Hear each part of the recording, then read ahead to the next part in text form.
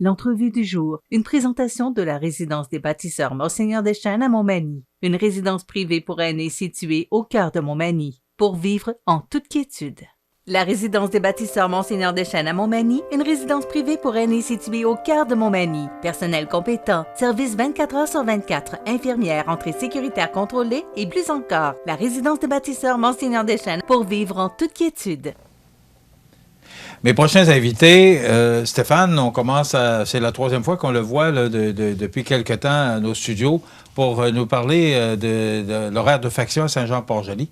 Stéphane Lévesque, président local de la Fraternité des travailleurs et travailleuses du préhospitalier du Québec, mais pour Saint-Jean-Port-Joli. Oui. Et vous avez emmené avec vous le président provincial de la même fraternité, M. Benoît Cowell. Bonjour. Bonjour, monsieur. Bonjour. Stéphane, on va commencer tout de suite avec vous.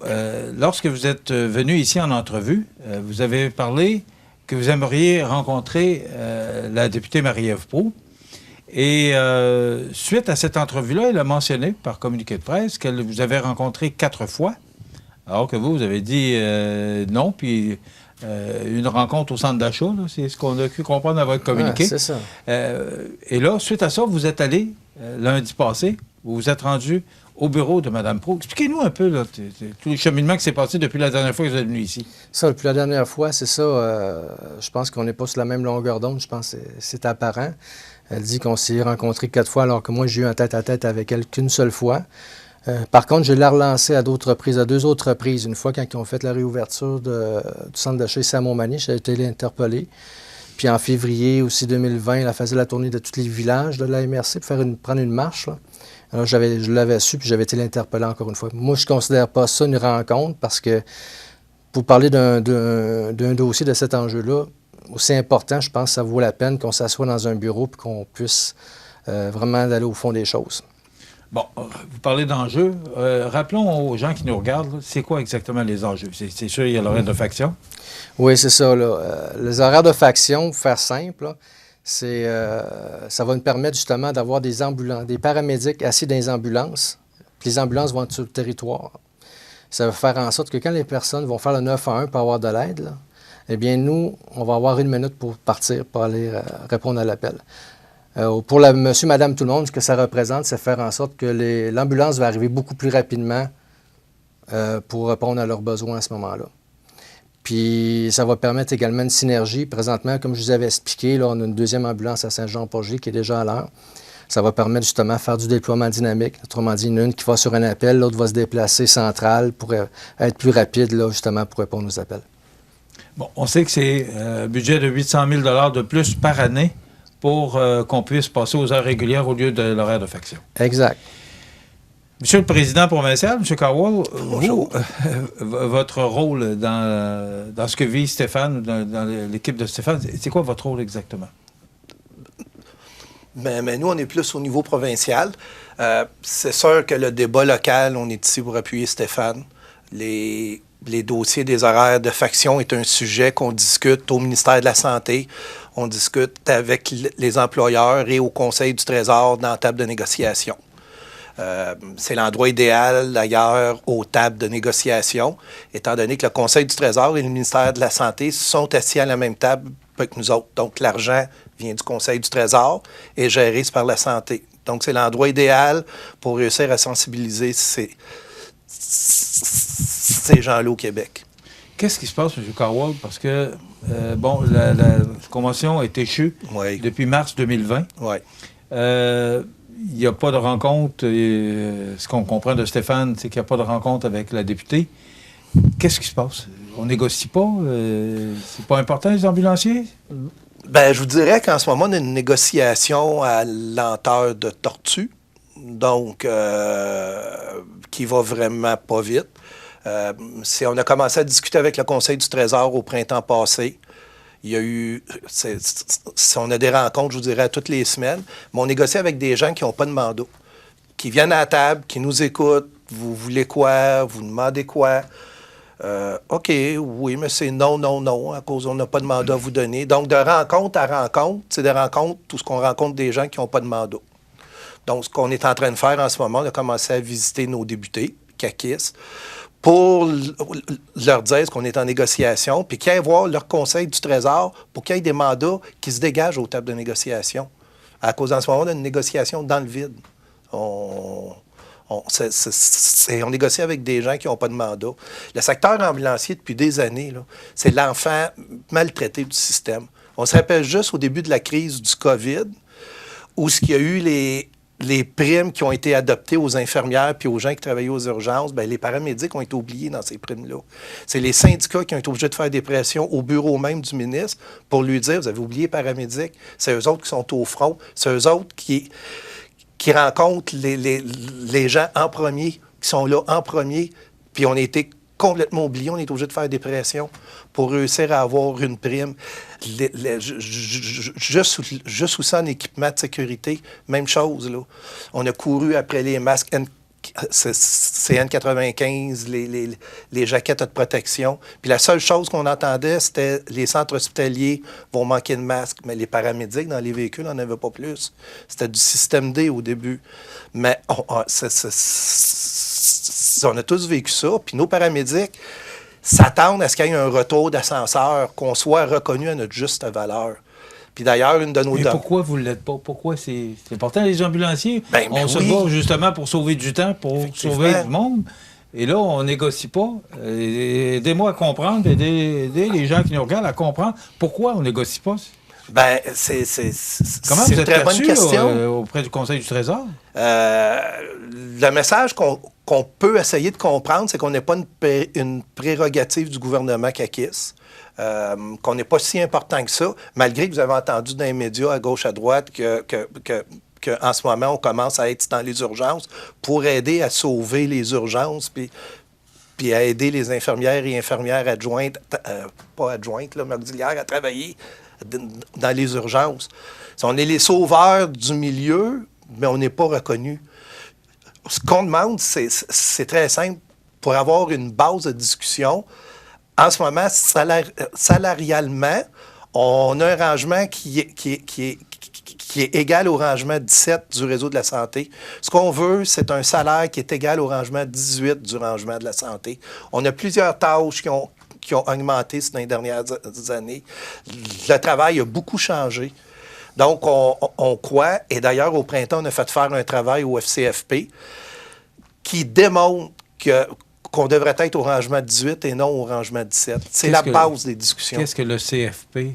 C'est le syndicat c'est canadien, oui. Canadien de la fonction publique. Oui, filiale à la FTQ. OK.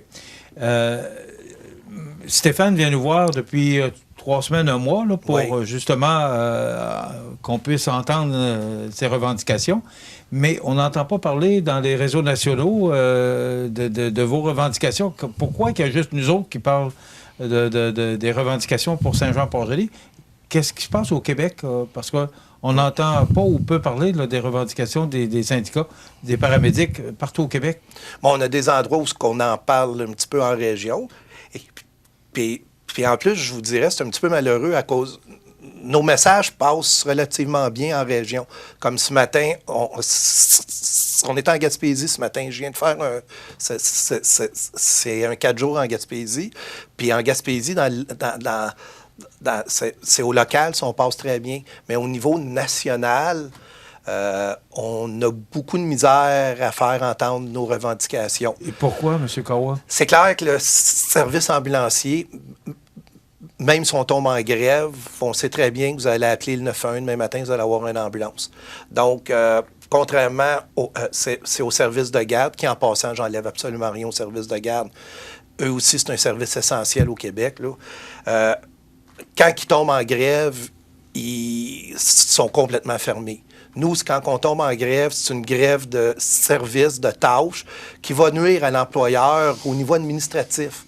Mais il n'y a pas de perte d'heures de travail à cause au Québec, on ne se le cachera pas. Le système ambulancier, on est au minimum de véhicules en ce moment. Il ne faudrait pas à nulle part au Québec qu'il y ait un événement majeur à cause que vous allez manquer d'ambulance.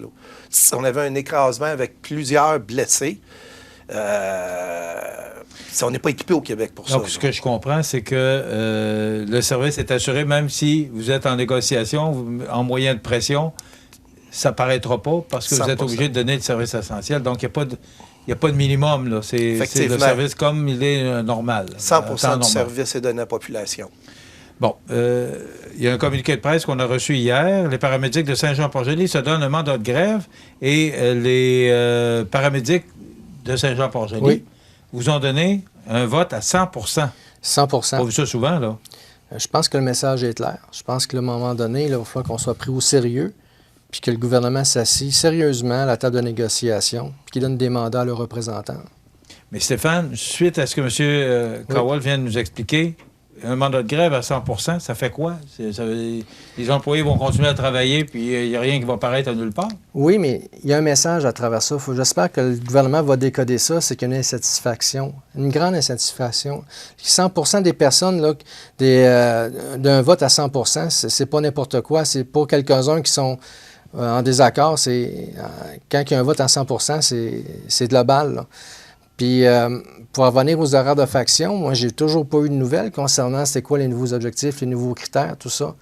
Avant, là, on avait des critères objectifs. On avait une charge de travail 28 heures. C'est pas parfait, parce que quand il y avait des zones qui avaient une ambulance à l'heure puis l'autre de faction, la charge de travail sur l'horaire de faction diminuait, parce que l'horaire à l'heure venait prendre une charge de travail, vous comprenez? Venait prendre une charge de travail que normalement l'horaire de faction aurait fait.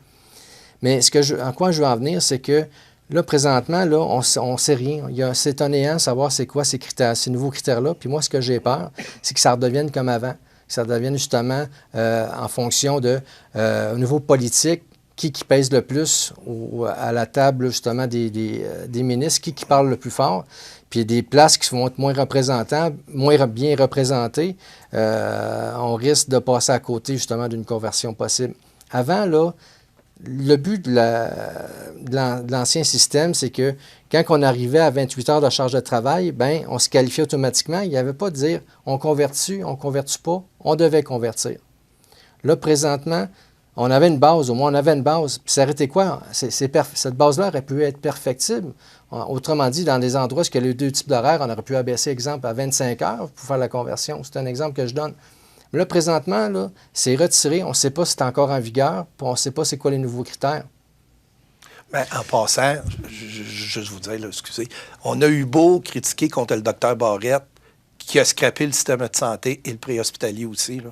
Mais c'est le premier où ce que le sous-ministre, comme disait Stéphane, a sorti une directive claire sur l'écart de faction. Qu'est-ce que la CAQ a fait en arrivant au pouvoir? Ils ont pris cette directive-là puis ils l'ont jetée. Elle n'existe plus. C'est le néant. Mais au moins, Barrette avait institué une espèce de grille de quand est-ce qu'on débarquait les horaires de faction. Puis cette grille-là n'était pas parfaite. Mais on avait juste à la retravailler. Mais là, on n'a plus. On n'a plus rien. Moi, j'ai deux questions rapides parce que le temps passe très vite, là. Ouais. La première, est-ce que Mme Proulx, notre députée Marie-Ève Proulx, vous a donné fait un suivi parce que vous ne l'avez pas vu, elle n'était pas là? Non, elle n'était pas là. Alors, est-ce que vous avez eu un suivi de Mme Proulx là, depuis lundi dernier? Silence radio. Rien du tout. Pas de téléphone? Rien. Rien? Aucun contact, non. Puis, je pense que c'est un devoir. Puis les personnes qui sont impliquées dans le dossier, on est redevable envers la population. On est redevable de résultats. Surtout elle est redevable encore plus, étant donné sa position. Si elle ne bouge toujours pas dans la prochaine année, là, les élections s'en viennent, là, qu'elle le dise à ses électeurs, justement, qu'elle ne veut pas bouger. Si elle veut bouger, qu'elle fasse l'annonce. Le temps des fêtes, là, le monde va se rencontrer. On va en parler de ça. Ça va se parler beaucoup. Fait que la balle est dans son camp présentement. OK. Et ma deuxième question, c'est si vous ne pouvez pas faire de grève parce que vous devez donner le service essentiel, quel moyen vous avez de vous faire entendre si ça ne paraît pas que vous êtes en grève? Ça va être un dossier à suivre qui va être présenté au tribunal administratif du travail dans les prochaines semaines. Vous comprendrez qu'on ne sortira pas notre jeu d'emblée aujourd'hui, mais il va y avoir certaines surprises pour le gouvernement et les employeurs privés qui vont être déposés au service essentiel dans les prochaines semaines. Vous représentez d'autres centrales syndicales, là, d'autres syndicats là, au Québec? Là. Oui, oui. Comment ça se passe ailleurs? Parce que là, on parle beaucoup de Saint-Jean-Port-Joli. Oui. Ça se passe comment ailleurs? Est-ce que vous avez le soutien de la population?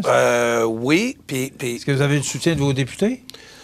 Ils sont durs à rencontrer, sont très durs à croiser. Ils sont comme c'est pas, si on causait de tortues, c'est eux, c'est comme des serpents qui se faufilent. Ils sont assez invisibles. Vous avez un mandat de grève de 100 Oui. Les employés, une vingtaine d'employés, vous me disiez? Oui, ça fluctue parce que ça part, ça vient, ça dépend. OK. Donc, ils ont voté à 100 pour la grève. On ne sait pas quand. Ça va être au moment jugé opportun. Exact. OK. Tenez-nous au courant des développements, parce qu'on veut suivre ça de très près, parce que ce sont les gens de Saint-Jean-Port-Joli qui sont concernés. Alors, là, on parle de Montmagny parce que Montmagny, ce n'est pas le même syndicat, mais ils vivent exactement les mêmes problèmes que Saint-Jean-Port-Joli ou qu'ailleurs au Québec. C'est partout au Québec, c'est ça, je comprends. Effectivement, on a des régions en Abitibi, on en a en Gaspésie, on en a en Montérégie.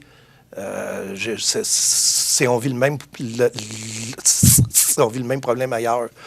Puis on représente environ 1000 membres, nous, puis on est rendu avec un taux de vote pour la grève à 90 %. C'est un message clair que nos paramédics lancent qui sont tannés. Que faut que nos négociations bougent, puis il faut que ça faut régler. Il faut qu'on règle. On est tanné, là, faut régler le dossier. Tenez au courant des développements, Stéphane. Depuis quelques semaines, vous nous tenez au courant. S'il y a des négociations, peu importe, tenez-nous au courant, qu'on puisse informer la population. Merci beaucoup. Merci. Donc, Stéphane Lévesque, président local, et Benoît Cowell, président provincial de la Fraternité des travailleurs et travailleuses du préhospitalier du Québec, à Saint-Jean-Port-Joli pour Stéphane et au Québec pour M. Cowell. Merci d'avoir été avec nous. Merci.